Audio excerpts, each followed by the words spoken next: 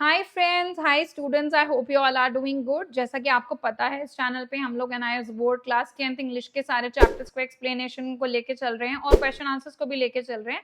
सो ये मेरा chapter number 13 the last stonemason के क्वेश्चन आंसर्स की वीडियो नंबर 2 है, क्योंकि इस चैप्टर के क्वेश्चन आंसर्स काफी ज्यादा थे। इन टेक्स्ट क्वेश्चन 3 पार्ट्स में थे और फिर टर्मिनल क्वेश्चन थे। तो I don't like making one long video जो इतना बोरिंग हो जाए कि बच्चे बीच में छोड़ दें, इसलिए मैंने इन क्वेश्चन आंसर्स को 2 पार्ट में डिवाइड किया था।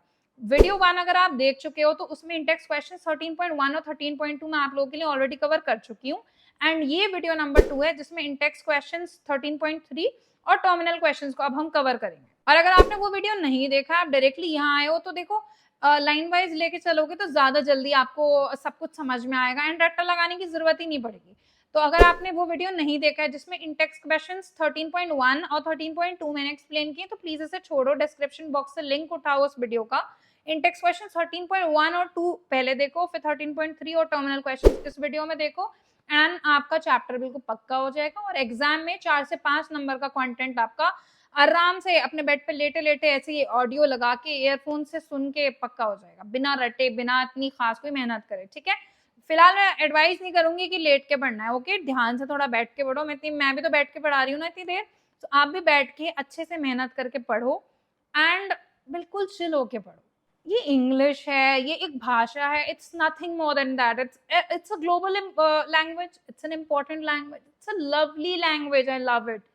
बट ये बिल्कुल भी डिफिकल्ट नहीं है। इसको प्लीज इतना स्ट्रेस से देखना बंद करो कि हाँ इंग्लिश का पेपर आ रहा है मैम, डर लग रहा है, कैसे करेंगे। No, it's very easy. मेरे साथ इस चैनल पे बने रहो, सारे चैप्टर्स की explanation videos, grammar, question answers देखते रहो and you will start falling in love with English. कुछ भी मुश्किल नहीं है, वो सिर्फ एक भाषा है, अपने ऊपर उसको हावी मत करो। Okay, so I I I blabber a lot, I know, मैं बहुत बोलती हूँ। So let's quickly let's dive into my laptop screen, question answers देखते हैं एंड कहीं भी कोई कंफ्यूजन हो, I am all yours in the comment section. So जो भी कंफ्यूजन होगी आगे हम कमेंट सेक्शन में डिस्कस कर लेंगे। तो ये रहे chapter number 13 the last stonemason के इंटेक्स क्वेश्चन 13.3 जो कि हैं पेज 211 पर। तो पहला क्वेश्चन कह रहा है when the old man opened his eyes he found himself on the caught in his room. जब बूढ़े आदमी ने अपनी आंखें खोली तो उन्होंने खुद को अपने कमरे में एक कॉट पे पाया, एक खटिया पे पाया। Who do you think put him on the cot? आपको क्या लगता है किसने उनको उस कॉट पे लिटाया था? तो इसका आंसर है Salim put the old man on the caught in his room. Salim ने उस बूढ़े आदमी को उनके कमरे में कॉट पे लिटाया। अब क्वेश्चन नंबर 2 कहता है the old man heard the sound of strong blows of hammer on chisel. What was the first thought that came to his mind? जब बूढ़े आदमी ने बड़ी स्ट्रॉन्ग सी आवाज सुनी हैमर को चिजल पे मारने की, उनका जहन में सबसे पहला थॉट क्या आया? He thought his son Gopal had come back. उनको लगा कि उनका बेटा गोपाल वापस आ गया है। क्वेश्चन 3 कहता है why did the old man admire Salim? जो बूढ़ा आदमी था वो सलीम को क्यों इतना एडमायर करने लगा? एडमायर का मतलब होता है किसी को बड़े प्यार से देखना, बड़ी प्रशंसा देना। ठीक है, तो उस बूढ़े आदमी ने क्यों इतने प्यार से सलीम को देखा? एंड इसका आंसर है because Salim cared for him, helped him and carved like an expert. क्योंकि सलीम ने ना कि सिर्फ उनका ख्याल रखा या उनकी मदद करी, बल्कि he was also carving like an expert. Question 4 कहता है why did the old man believe that there was nothing that he could teach Salim? बूढ़े आदमी को ऐसा क्यों लगता था कि ऐसा कुछ नहीं है जो वो सलीम को सिखा सकें? Because Salim already had real talent and love for art in his heart. क्योंकि सलीम के अंदर ऑलरेडी रियल टैलेंट था और अपने उसके दिल में अपन उस कला के लिए मोहब्बत थी, इसलिए उस ओल्ड मैन को लगा कि वो कुछ ऐसा नहीं है जो सलीम को सिखा सकते हैं। ठीक है, आप आंसर को कंप्लीटली फ्रेम कैसे करेंगे? The old man believed that there was nothing that he could teach Salim because, ठीक है, let's write it for you. The old man believe नहीं आएगा, क्या आएगा? Believed that there was nothing that he could teach Salim because Salim already had real talent and love for art in his heart. ठीक है, अब हमसे कहते हैं कि based on your understanding of part 3, जो part 3 जिस पे आपके text questions 13.3 बेस्ड हैं, उनकी अंडरस्टैंडिंग के बेस पर इन सेंटेंसेस को कंप्लीट कीजिए। पहला सेंटेंस अधूरा है, वो ये है कि जो ओल्ड मैन था वो बड़ा दंग रह गया था सलीम को देखकर जब सलीम स्टैचू पे काम कर रहा था। क्यों? Because he had expected to see Gopal and didn't know Salim could carve so well, क्योंकि उन्होंने उम्मीद लगाई हुई थी कि गोपाल लौट के आएगा। एंड दूसरी बात, उनको कहीं से कहीं तक उम्मीद नहीं थी, पता नहीं था कि सलीम इतना परफेक्टली कार्व कर सकता है। एंड सेकंड स्टेटमेंट कह रही है Salim was able to help the old man in finishing the sculpture because Salim उस बूढ़े आदमी की स्कल्पचर को फिनिश करने में मदद कर पाया। क्यों? क्योंकि he had been secretly practising carving at the quarry, क्योंकि वो सीक्रेटली क्वारी में कार्विंग की प्रैक्टिस कर रहा था बहुत टाइम से, इसलिए वो बूढ़े आदमी की मदद उस स्कल्पचर को फिनिश करने के लिए कर पाया था। अब क्वेश्चन 3 जो है वो ये कहता है कि पार्ट 3 के पैरा नंबर 1 में से एक वर्ड ढूंढिए जिसका सेम मतलब है जैसे कि सरप्राइज्ड हो जाना। तो अभी हमने अभी यहीं पढ़ा है स्टन्ड, वो स्टन्ड हो गए थे, शॉक्ड हो गए थे ना, तो यहाँ पे इस सरप्राइज का क्या आंसर आएगा? स्टन्ड। सिमिलरली हमसे कह रहे हैं कि पार्ट 3 के पहले ही पैराग्राफ में एक ऐसा वर्ड ढूंढो जो कि हैवी का ऑपोजिट है। तो हैवी का ऑपोजिट होता है लाइट, बट हमें वर्ड वो देखना है जो कि इस पैराग्राफ में हो और वो वर्ड है वहां पर लाइट। बट मैं आपके लिए पूरा पूरा सब सर्च नहीं करूंगी, नहीं तो वीडियो बहुत लॉन्ग हो जाता है, ठीक है। Look at the word admiration in para 1 part 3। Part 3 के पैरा 1 में एडमिरेशन वर्ड को देखिए, उसके डिफरेंट मीनिंग्स जो है नीचे दिए हुए टेक्स्ट में आपके साथ मौजूद हैं। इस गिवन कॉन्टेक्स्ट में, इस चैप्टर के कॉन्टेक्स्ट में आपको क्या लगता है कौन से वर्ड सबसे ज्यादा सूटेबल रहेंगे? Praise, appreciation, respect, adore, think highly of somebody, ये सारे मतलब हैं एडमिरेशन के, ठीक है। तो आपको सिर्फ एक ही इसमें से एक को ऑप्शन को सिलेक्ट करना है जो कि एडमिरेशन जैसे वर्ड के लिए सबसे बढ़िया सूटेबल वर्ड हो इन वर्ड्स में से इस चैप्टर के रिगार्ड में, ठीक है। अब मैं आपको अलग अलग वर्ड्स के मतलब समझाऊं, फिर आपके लिए बहुत आसान हो जाएगा कि आप एकदम से डिसाइड कर पाए। देखो, प्रेज का मतलब होता है किसी की प्रशंसा करना, किसी की अच्छाइयों या उसकी जो भी उसके अंदर खूबियां मौजूद हैं उनकी तारीफ करना, है ना। जैसे कि आपने अपने दोस्त की मेहनत की प्रशंसा करी, उसको प्रेज़ किया। एप्रिसिएशन का क्या मतलब होता है? एप्रिसिएशन का भी मतलब वैसे तो प्रशंसा करना था, किसी को एप्रिशिएट करना मतलब उसने जो काम किया उसके लिए आप उसको सराह रहे हैं कि हाँ, मैं देख सकता हूँ तुमने बहुत अच्छा काम किया, या आप किसी के अच्छे काम या किसी के गुण को जो है इम्पोर्टेंस दे रहे हैं, मान्यता दे रहे हैं, उसकी कदर कर रहे हैं। तो एप्रिसिएशन का भी मतलब ये होता है, ठीक है। रिस्पेक्ट करना क्या होता है? किसी का सम्मान करना, किसी के प्रति आदर या फिर अपनी मर्यादा दिखाना या अपनी इज्जत दिखाना किसी के प्रति, ठीक है। अडोर, अब रिस्पेक्ट जो है वो इस चैप्टर के कॉन्टेक्स्ट में तो नहीं सूट करेगा ना। अब क्योंकि वो एडमायर कर रहे थे सलीम को, तो हम इस वे में देखेंगे कि कौन सा वर्ड एडमिरेशन की जगह परफेक्टली सूट कर सकता है, ठीक है। तो सामने से प्रेज करना है, अप्रिशिएट करना है, कि रिस्पेक्ट है या अडोर है। अडोर का मतलब क्या होता है? किसी को बहुत प्यार देना, बहुत उसका आदर करना, ठीक है। तो किसी को बहुत श्रद्धा के साथ मानना भी अडोर अडोर को मतलब डिफाइन करता है। एंड फिर है think highly of somebody. Think highly of somebody का मतलब है कि किसी के बारे में बहुत ऊंची राय रखना, उसको बहुत अच्छा मानना, ठीक है। सही है, तो अब आप इन मैंने आपको सबके अलग-अलग मतलब तो समझा दिए। अब आपको क्या लगता है कि एडमिरेशन की जगह कौन-सा वर्ड इनमें से सबसे ज़्यादा सूट करेगा या क्या इसका आंसर है?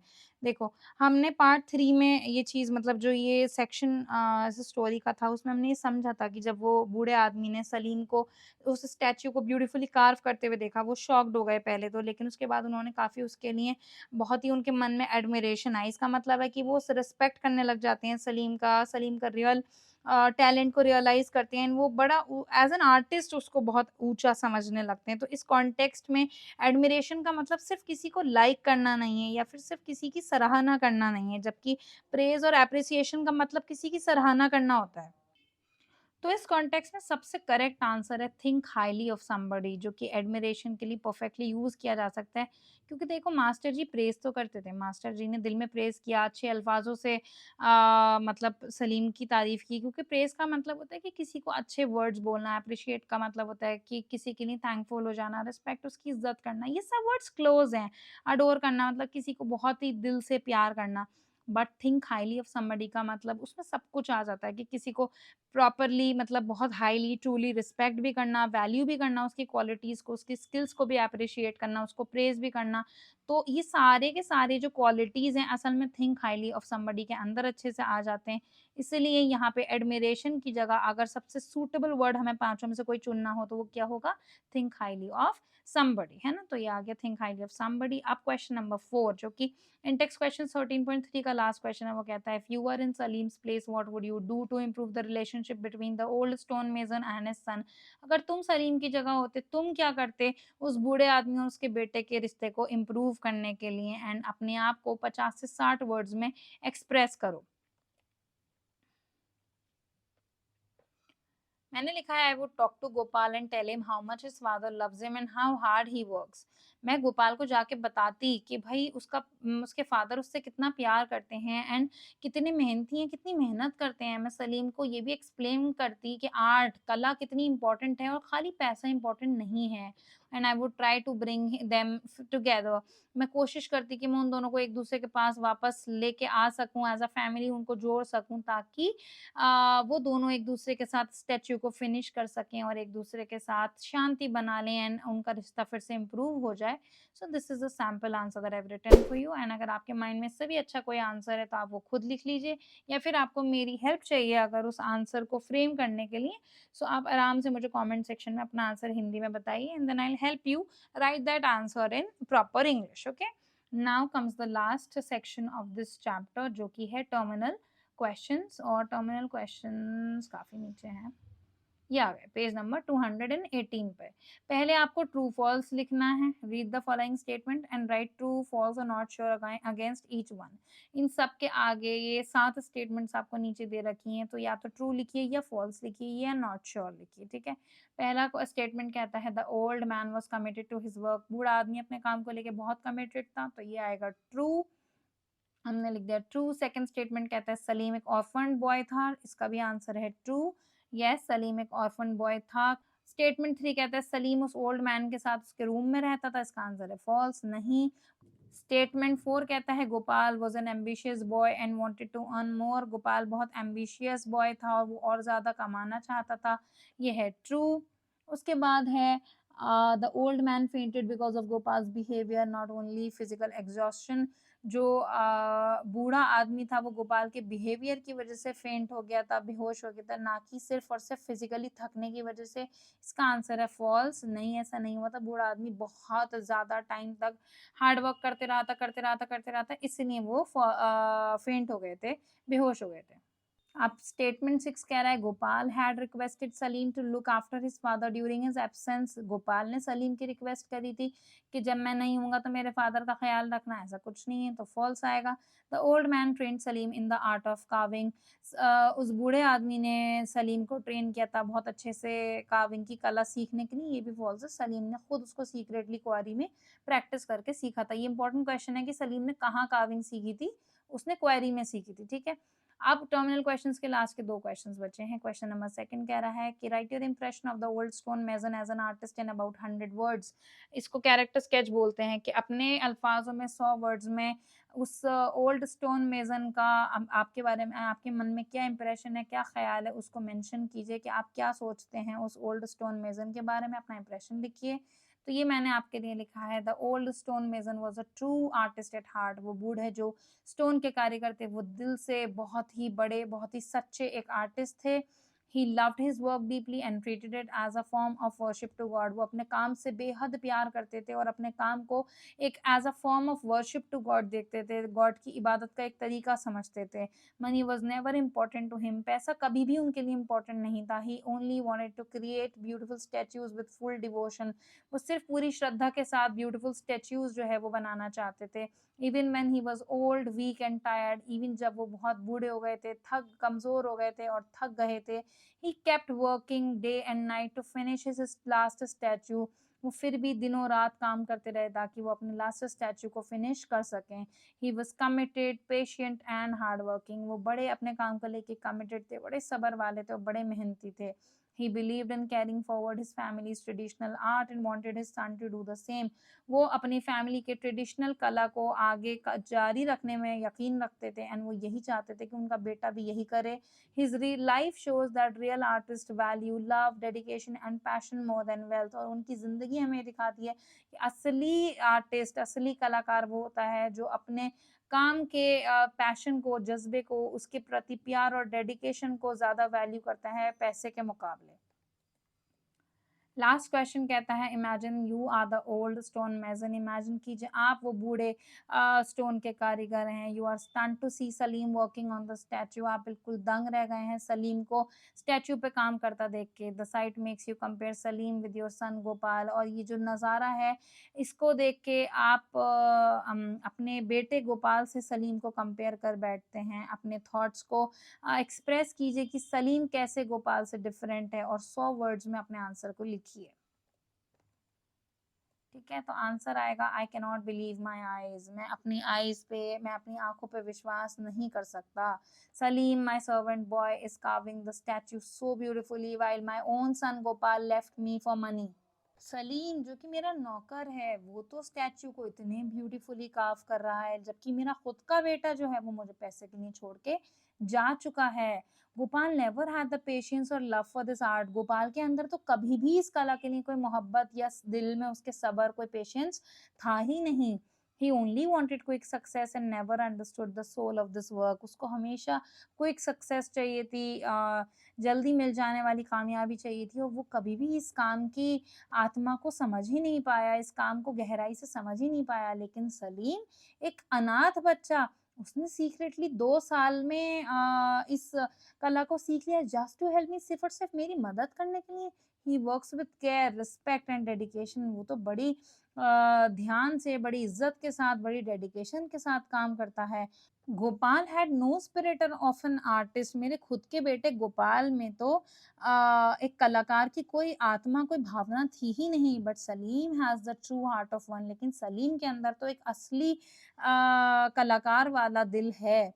Salim values the art not the money. Salim जो है ना वो कला को वैल्यू करता है, कला की इज्जत करता है, ना कि पैसे को वैल्यू उतना करता है। I feel proud that my art is safe with him.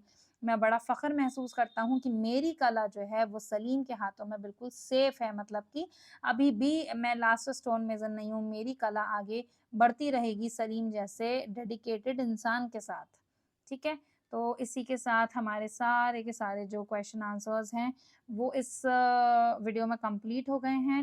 In text questions 13.3 और टर्मिनल क्वेश्चंस के।